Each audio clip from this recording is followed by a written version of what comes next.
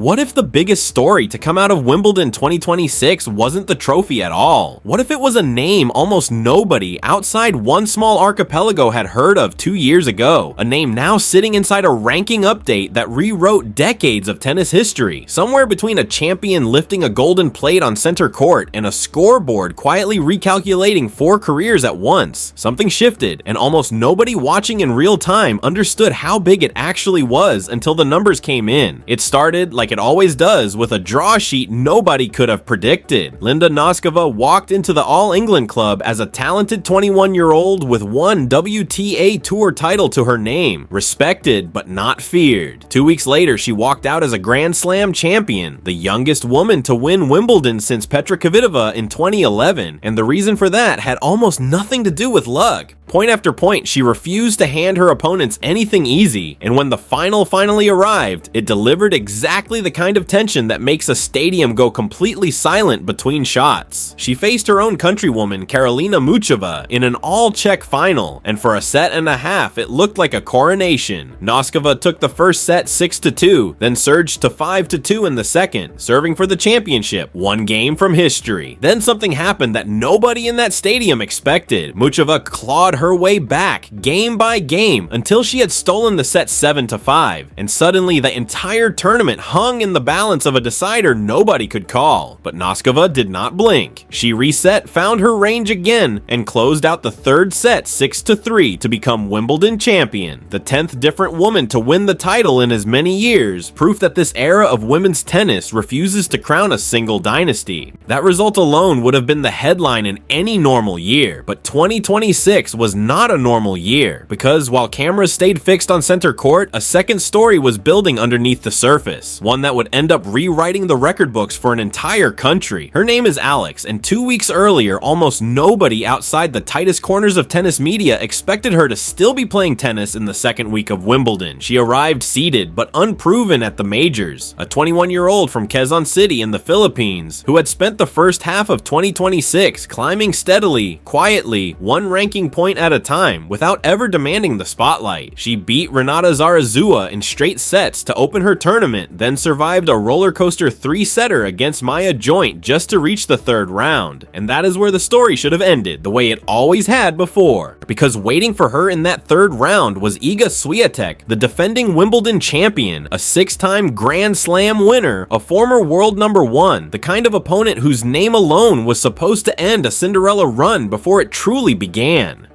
What happened instead became the moment the entire tournament pivoted. The first set alone lasted an hour and 24 minutes. Alex was broken while serving for the set at 5-3, the kind of collapse that ends careers of belief in an instant, and somehow she did not fold. She fought her way into a tiebreak so tense it required 20 points to settle, and on her 4th set point, she finally won it. Świątek never recovered. Alex broke her 3 times in the second set, then somehow survived 5 break points of her own while serving out the match, closing it 7-6, 6-2. And in that moment, a nation that had waited generations for this exact scene erupted. She became the first Filipina in the Open era to reach the 4th round of a Grand Slam, eclipsing amateur era marks that had stood since the 1950s. But here's the part almost nobody expected next. She did not stop there. Alex pushed into that 4th round and gave 13th seed Jasmine Paolini every reason to sweat, taking her the full distance across 3 sets before finally falling, her tournament ending not in disappointment, but in a standing ovation on center court, the crowd rising for a player who had arrived a relative unknown and left as one of the most talked about names of the entire fortnight. When the rankings recalculated afterward, the number confirmed what everyone in that stadium already felt. Alex climbed to a new career high of world number 28, the highest ranking any Filipino has ever held in the history of the WTA Tour, higher than any player from her country has climbed in the Open era. Sit with that for a second. Not top 10, not a household name for casual fans. 28th in the entire world, achieved by a young woman who just 3 years earlier was still grinding through qualifying draws most viewers never see. And the story behind that climb makes the number even harder to ignore, because Alex had already spent the earlier months of 2026 proving this breakthrough was never a fluke. She had reached a career high of 29 back in March after a run to the 4th round in Indian Wells. She had beaten beaten a top 10 opponent in Dubai. She had won a second WTA 125 title in Birmingham on the very grass she would later conquer at Wimbledon. Every single result had been another brick laid quietly, months before the world was watching, and Wimbledon simply became the moment the entire structure was finally visible from the outside. Meanwhile, across the draw, a different kind of story was unfolding, one about what happens when an established champion suddenly has everything to lose. Iga Świątek had entered the tournament defending 2,000 points from her 2025 Wimbledon title, the single largest cushion of points on the entire women's tour.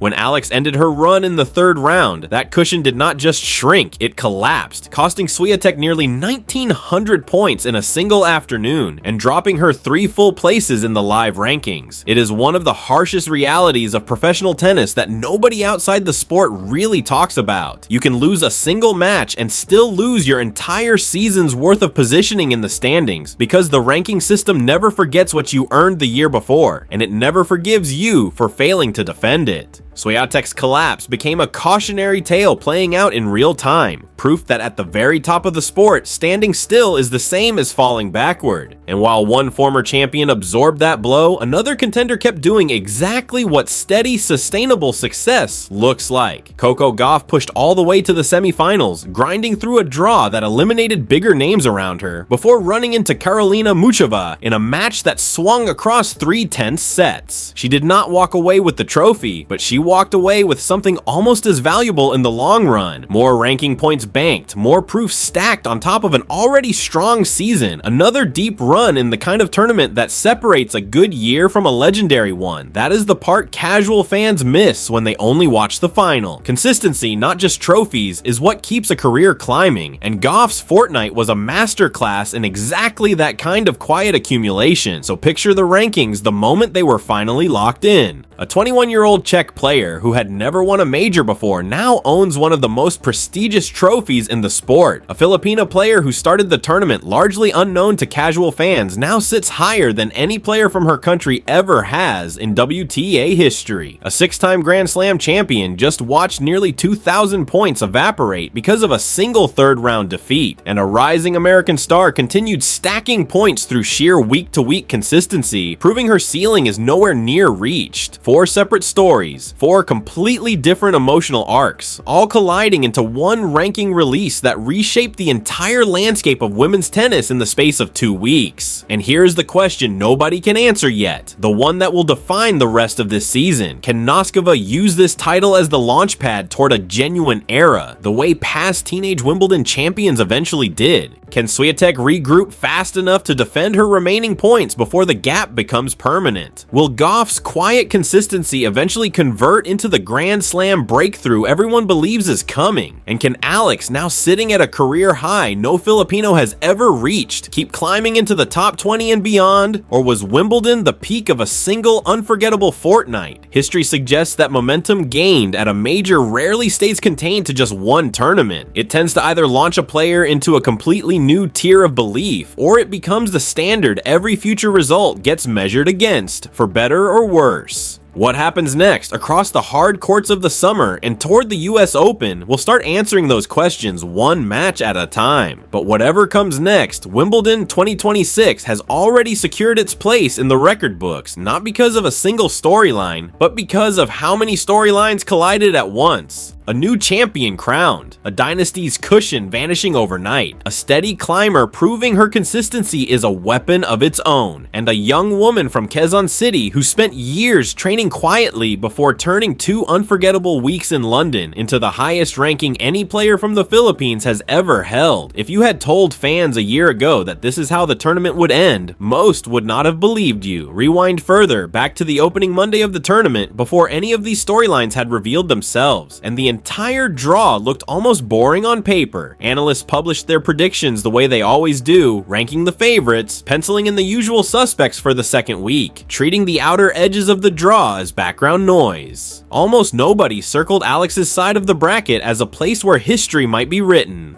Almost nobody imagined a 21-year-old Czech player with a single tour title would be the one lifting the trophy 14 days later. That gap between expectation and reality is exactly what makes a Grand Slam different from every other tournament on the calendar, and it is worth slowing down on because the tension inside that gap tells you almost everything about why this sport refuses to be predictable. Consider what it actually takes to walk onto center court as a relative outsider and dismantle a 6-time major champion. It is not simply about talent, because talent alone fills every locker room in that building. It is about what happens in the exact second the moment gets heaviest, the second a break point arrives that could end everything, the second a crowd holds its breath waiting to see who blinks first. Alex faced that exact moment against Świątek, broken while serving for the opening set, a collapse that has ended countless underdog runs before they ever became stories worth telling. Instead of unraveling, she reset. She trusted the same shots that had gotten her that far, refused to shrink the moment down to fear, and clawed her way into a tiebreak so unbearably tight it needed 20 points to resolve. On her 4th set point, after already surviving one that could have buried her, she finally closed it out. Watch that tiebreak back, and you can see the exact instant belief shifted sides. The instant a heavily favored former champion realized the match had slipped out of her control. From there, the second set became a formality in comparison. 3 breaks of serve, a handful of nervy moments serving it out, and then it was over. A nation that had waited generations for exactly this scene finally got it. Now widen the lens again, because Alex's story did not exist in isolation. It existed inside a tournament stacked with quieter collapses and quieter triumphs happening in parallel. Somewhere else in that same draw, Coco Gauff was grinding through opponents with far less drama and far more discipline, the kind of tennis that rarely trends on its own, but consistently builds a career brick by brick. She reached the semifinals, ran into Karolina Muchova, and lost across 3 tightly contested sets, the same Muchova who would go on to reach the final itself.